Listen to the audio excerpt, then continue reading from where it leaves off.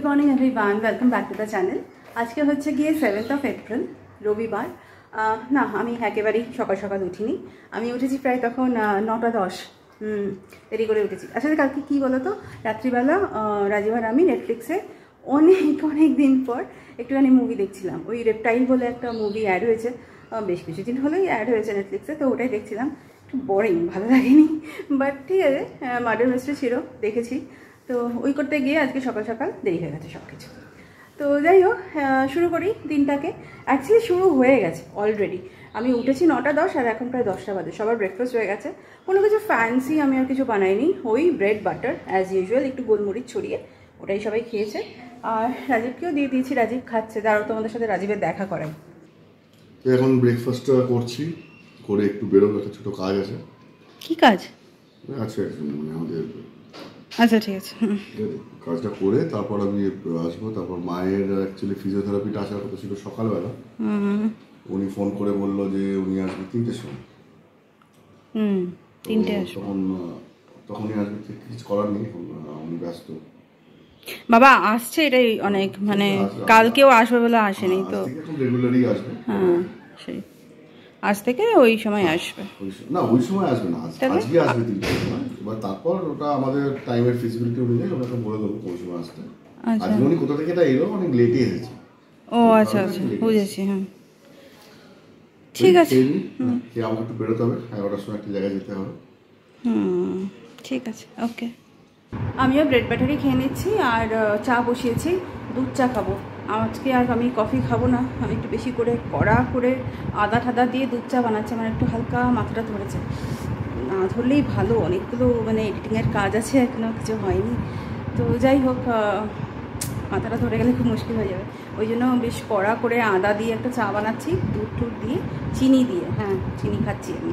তো ওই সব একটু খাই, তারপর কাজ নিয়ে বসবে। এখন তো আর রান্নার কোনো ব্যাপার নেই, আজকে সানডে, ও তো আসবে না আমার কুক। বাট কালকে আমি একটু বেশি বেশি সব কিছু রান্না করে নিয়েছি, আজকে দিনটা যাতে ম্যানেজ হয়ে যায় এই জন্য। তো হয়ে যাবে সব কিছু ঠিকঠাক। আর রাজীব বললো রাত্রিবেলা খাবে না, ওর আবার কী সব আছে, গেট টুগেদার আনাও। আমি আর পারি না রাজীবের এই গেট টুগেদার নিয়ে। যাই হোক, তো এই হচ্ছে ব্যাপার। আমি চট করে চাটা খেয়ে নিই, আর আমি ব্রেকফাস্ট করে নিই, ওটাও খেয়ে নিই, তারপর আবার ফেরত আসি তোমাদের কাছে। ব্রেকফাস্ট করে একটু নিজের কাজকর্ম করছিলাম, করতে গিয়ে নজর পড়লো, এই দেখো মানে অবস্থা দেখো কত জমে আছে। আরে কি হয়েছে বলো তো, কালকে যখন আমি রাত্রিবেলা ট্রান্সফার করছিলাম, মানে সমস্ত ফাইলগুলো ফুটেজগুলো আমি যখন ফোন থেকে আমার ল্যাপটপে ট্রান্সফার করছি, তখন মানে হঠাৎ আমার চোখে পড়লো একটা ফুটেজে যে এগুলো কী দেখা যাচ্ছে। আমি কীভাবে দাঁড়িয়ে কথা বলছিলাম, ওই মেসটা ওই মেসটা যেটা তোমাদের তখন দেখালাম, জানি না এখনও ওটা দেখা যাচ্ছে কি না। তো ওটা মানে তখন আমি বুঝলাম যে আরে তাই তো, এত দিন ধরে এত কিছু জমে আছে। আমি তো ওয়াশিং মেশিন চালাইনি, লাস্ট কবে চালিয়েছিলাম আমার খেয়ালই নেই। আমি বোধহয় 29 আমরা বেরিয়েছিলাম ভ্যাকেশনের জন্য, মানে মিনি ভ্যাকেশনের জন্য। তো তার আগে মোস্ট প্রবাবলি 27 কি 28 তারিখ আমি ওয়াশিং মেশিন চালিয়েছিলাম। আর তারপর থেকে যে ধোয়াই হয়নি, ওই রকম জমছে সব কিছু। বলছি না মানে ভীষণ টালমাটাল যাচ্ছে, মানে আমার বাড়ি ঘরের এইরকম সিচুয়েশন মানে আমি ভাবতেই পর্যন্ত পারি না। তো যাই হোক, ওগুলো আজকে আমি 2বার 3বার যতবার হয় আমি ওয়াশিং মেশিন চালিয়ে ওগুলো আজকে আমি ক্লিন করব। মানে আমার দেখেই কীরকম বিচ্ছিরি লাগছে। মানে যাই হোক, এমনি মেজাজ ভীষণ বিগড়ে আছে আমার, তার মধ্যে বাড়ির যা সিচুয়েশন, এই সব কাজকর্ম।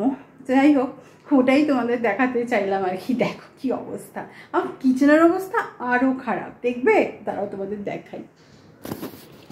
এই দেখো আমার কিচেনের অবস্থা, মানে পুরো মেস হয়ে আছে। এগুলো সেই ধুয়ে গেছে, আমার মানে পরিষ্কার বাসনগুলো এখনও তোলা হয়নি।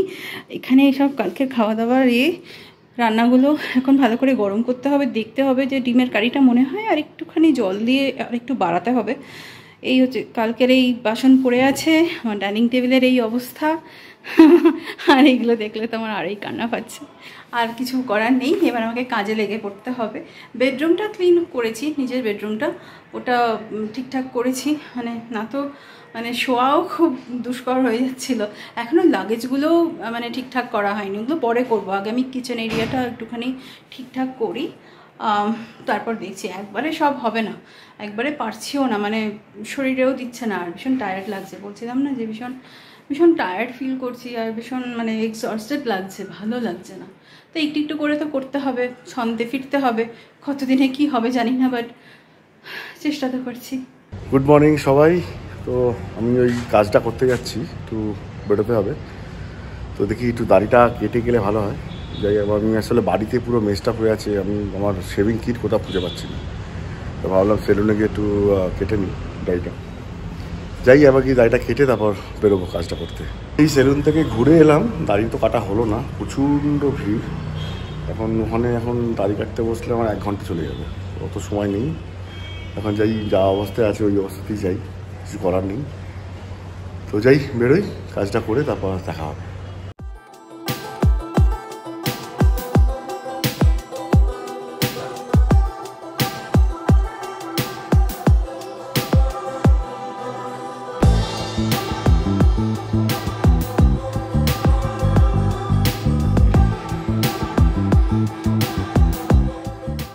তো এই বেরোচ্ছি,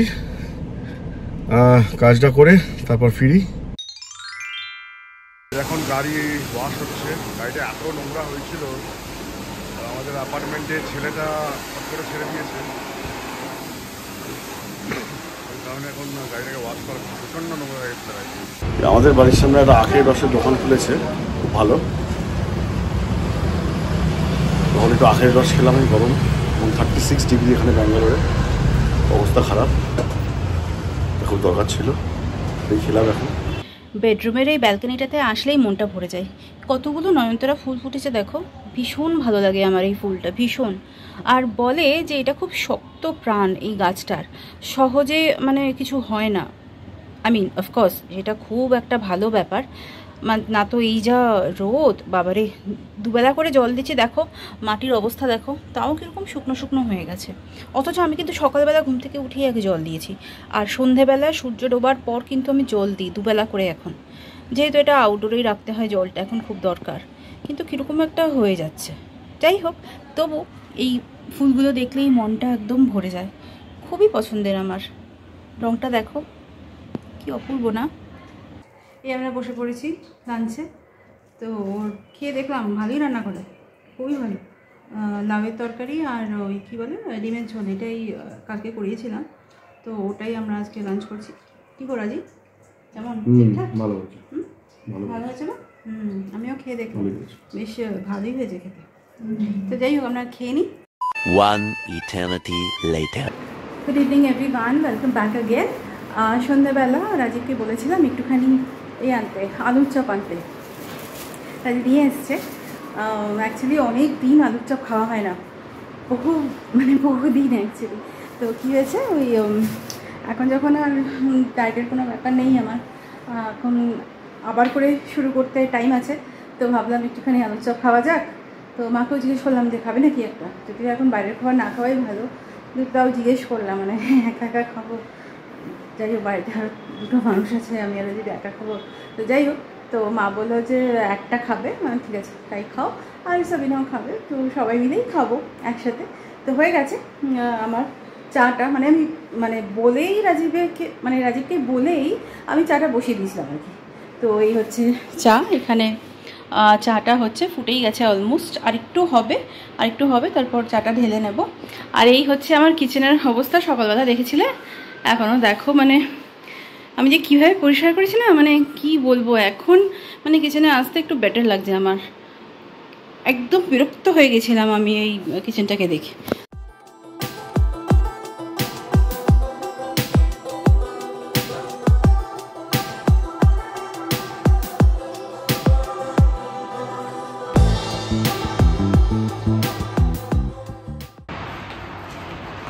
আমাদের চা আর আলুর চপ রেডি।